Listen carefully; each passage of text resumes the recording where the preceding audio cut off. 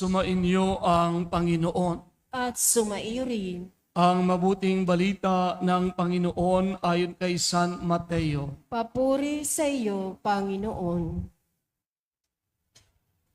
Noong panahong iyon, sinabi ni Jesus sa kanyang mga apostol, "Huwag ninyong isiping na parito ako upang magdala ng kapayapaan sa lupa.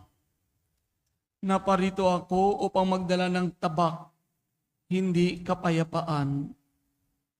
Sapagkat naparito ako upang papaglabanin ang anak na lalaki at ang kanyang ama, ang anak na babae at ang kanyang ina, ang manugang na babae at ang kanyang biyanang babae, at ang kaaway na isang tao'y ang kanya na ring kasambahay. Ang umiibig sa ama o sa ina ng higit sa akin ay hindi karapat-dapat sa akin. At ang umiibig sa anak na lalaki o babae ng higit sa akin ay hindi karapat-dapat sa akin. Ang hindi nagpapasa ng kanyang krus at sumusunod sa akin ay hindi karapat-dapat sa akin. Ang nag-iingat ng kanyang buhay ay siyang mawawalan nito. At ang nawawalan ng kanyang buhay dahil sa akin ay magkakamit nito. Ang tumatanggap sa inyo ay tumatanggap sa akin. At ang tumatanggap sa akin ay tumatanggap sa nagsugo sa akin. Ang tumatanggap sa isang propeta dahil sa siya'y propeta ay tatanggap ng gantimpala ukol sa propeta. At ang tumatanggap sa isang taong matuwid dahil sa siya'y matuwid ay tatanggap ng gantimpalang nauukol sa taong matuwid.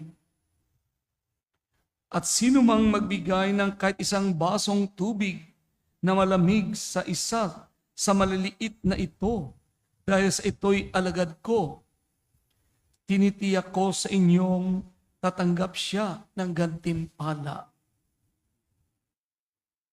Matapos tagubilinan ang 12 alagad, umalis si Jesus upang magturo at mangaral sa mga bayang malapit doon. Ang mabuting balita ng Panginoon. Pinupuri ka namin, Panginoong Heso Kristo. Magsiupo ang lahat at makinig sa homilya. So ang ating pinaghahandaan ay hindi piyesta, no? Kasi ang inyong piyesta ay January 1, di po ba? Ang ating pinaghahandaan ay ang anibersaryo ng ating parokya na tinatawag Nuestra Señora de la Soledad. Ano ba talaga ang ibig sabihin ng soledad? At ano ang importansya nito? Kanina po, tumawag sa akin ang inyong kura paroko, si Father Danichi. Sabi niya, "Monsignor, hindi ako makakahabol sa alas 6 na misa. Okay lang bang mag-isa ka?" Yun palang ibig sabihin ng soledad. Solo. Siyempre sabi sa kanya, okay lang. Walang problema. Mga kapatid, 3 puntos po. Una, solidad, ibig sabihin, solitude. Nag-iisa. Okay lang bang nag-iisa ka? Yes or no? Depende. May mga pagkakataon na kailangan mag-isa ka? Yes or no? Upo naman. Pag kumain ka ng ice cream, mag-isa ka lang. Eh, hindi pala. Grabe naman kayo. May mga pagkakataon kailangan tayo ay nag-iisa lamang. Halimbawa, pag matulog ka, magandang mag-isa. Pero lalo na po, pag nagdarasal, may pagkakataon na dapat nag-iisa tayong nagdarasal. Of course, mahalaga yung community worship. Tulad ngayon, no? Magkasamang nagdiriwang na banal na misa, dapat lang. Pero may mga pagkakataon na you have to be alone with God. Alone but not lonely.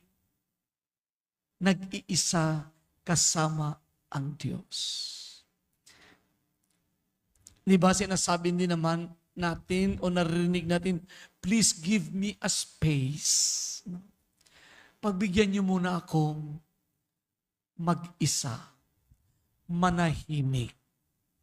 Hindi yung talagang hanggang hindi mo sila hindi kita. Please naman. Tantanan naman natin. Let go and let God. Ano po? Sige. Sige. Mag-isa ka muna. Sige. Antayin ko na lang hanggat handa ka na. Kailangan natin yan eh.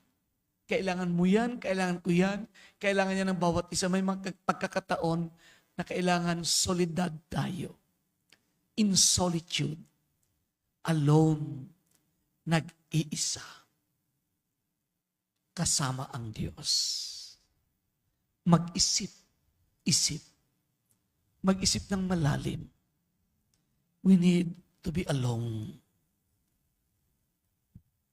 Pangalawang meaning ng solidad ay hindi yung nag-iisa, kundi yung pinagkaisahan ka. Pinagtulungan ka. Pinagkaisahan kang layuan. Pinagtulungan kang talikuran. Pinagkaisahan kang itakwil. Pinagtulungan kang pabayaan. Siyempre masakit yan. Masaklap yan. Naranasan yun ho ba na pinagkaisahan kayo? Yes or no? Talaga. May hugot talaga. Sino po yung mga nagkaisa na pagkaisahan ka? Masakit, hindi ho ba? Mahirap yung pagkaisahan ka. Kaya sana, iwasan nating pagkaisahan yung iba. Kung pagkaisahan man, ay pagkaisahan siyang tulungan. Kung pagtulungan man, pagtulungan siyang tulungan. Pangatlong meaning ng solidad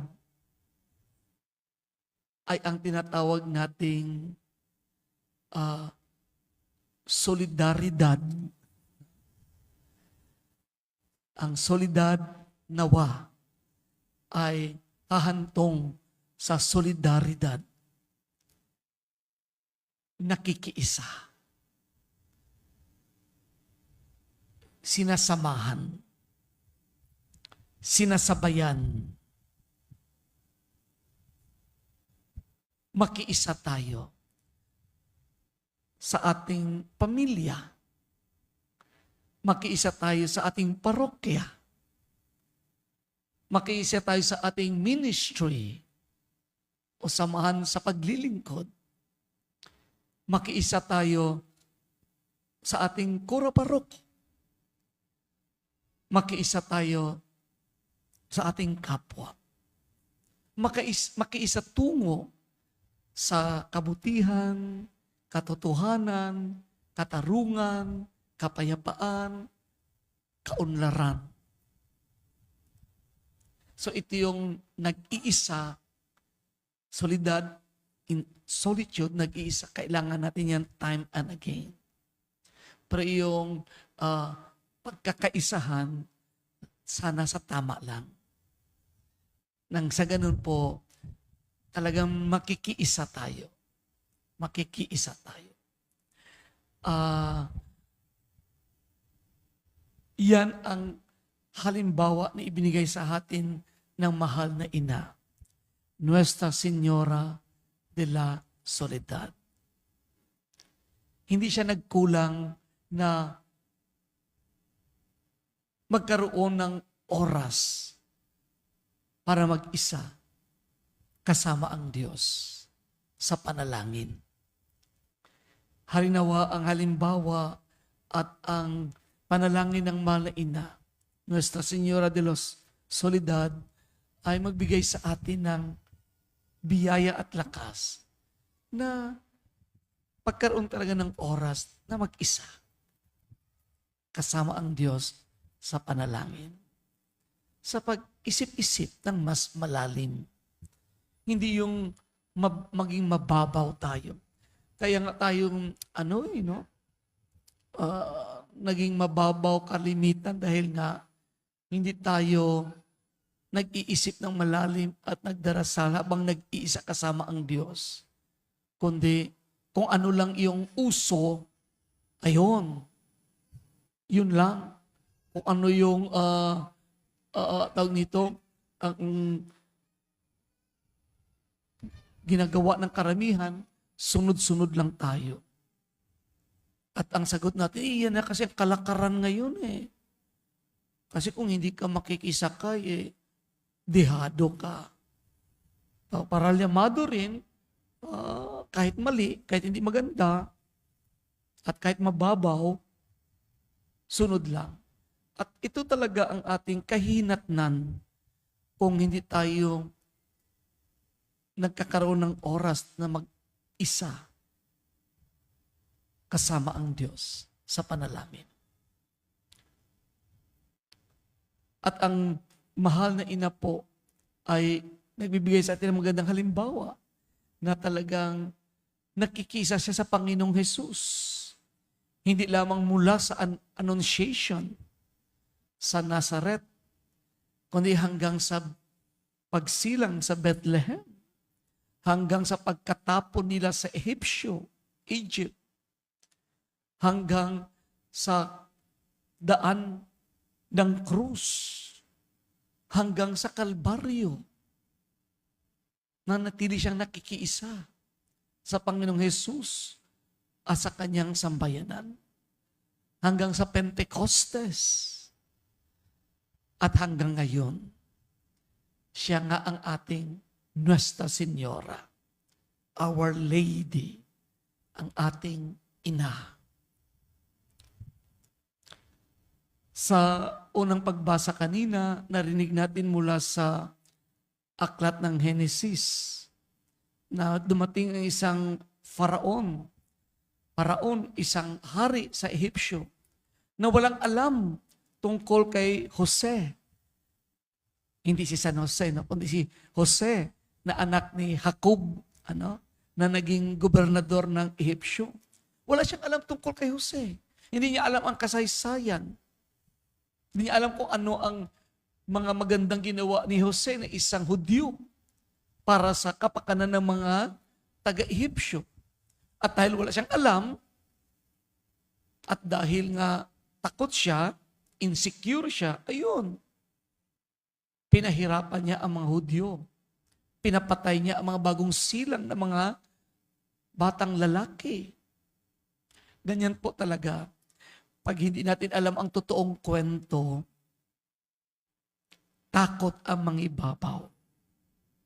Pangamba ang mangibabaw.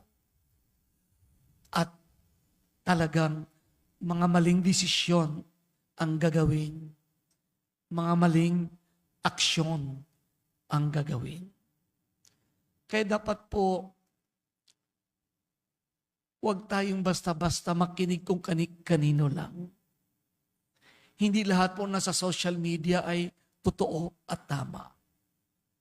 Ang daming hindi totoo at hindi tama sa social media. Kaya nakakainis yung lalapitan at sabihin, Father, bakit ginawa ito ni Pope? Father, bakit ginawa ito ni Cardinal Tagle? Father, bakit ginawa ito ng pari na yon? Pag tinanong mo, saan mo napulot yan? Father, nasa social media yan.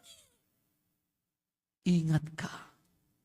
Kasi karamihan sa social media, Hindi totoo. Hindi tama.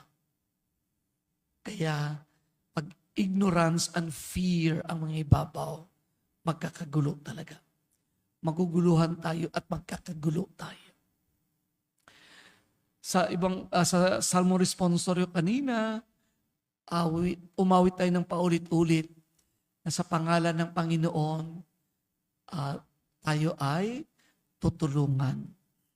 Kaya kapit lang sa Panginoon. Kahit anong mangyari, kapit lang sa Panginoon. At ang kanyang pangalan nawa ang siyang mangibabaw. Hindi ang pangalan ng kung sino-sino diyan.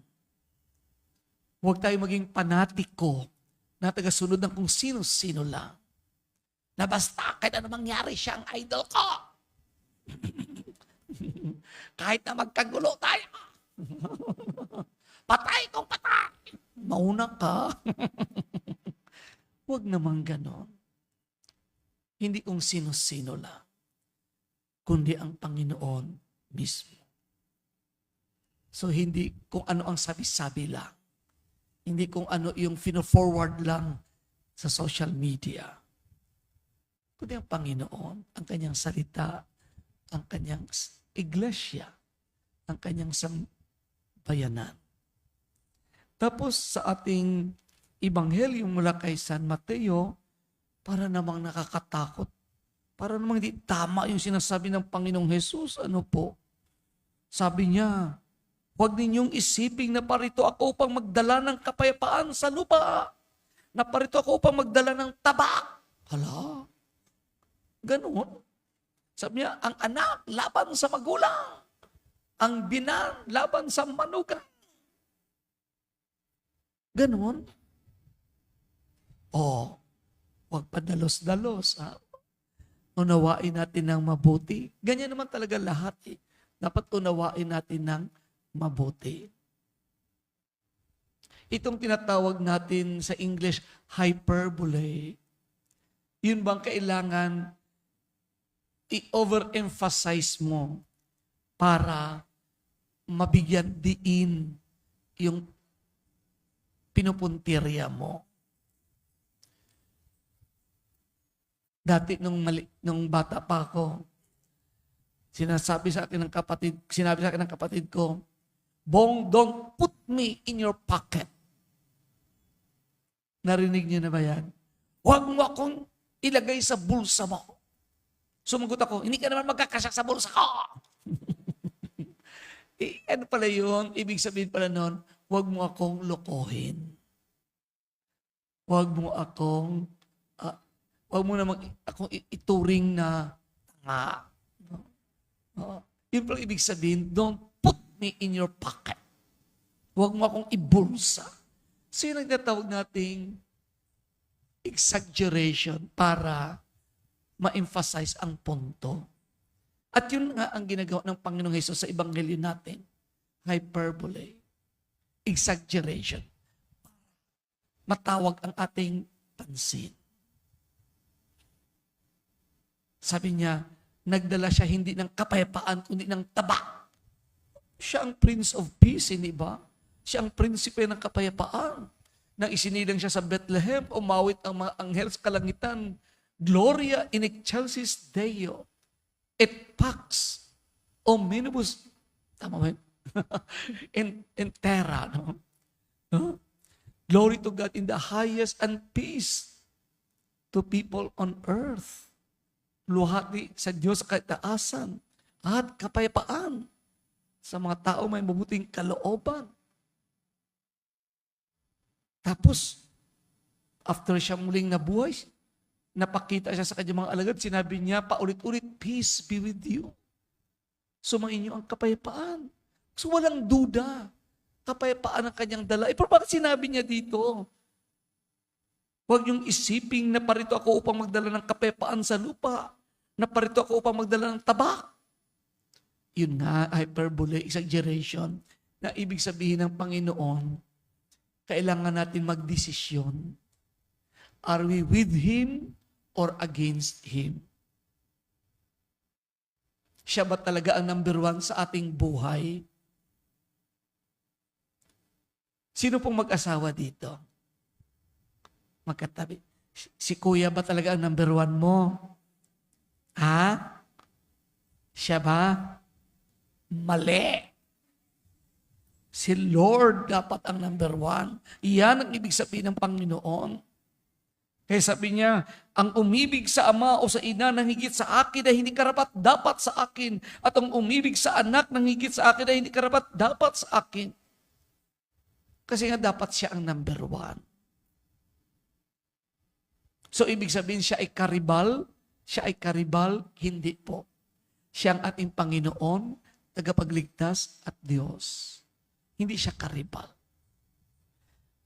Pero kung siya talaga ang gawin nating number one sa ating puso, sa ating buhay, the more na mahalin natin ang ating asawa, ang ating anak, ating magulang, ating pamilya, ang ating parokya. Kasi kung siya talaga ang number one sa ating buhay, everything falls into its proper place. Maging maayos ang lahat. Pero kung hindi siya ang number one sa ating buhay, kahit anong gawin natin, hindi maging maayos. So ate, pakisabi kay kuya, you are my number two.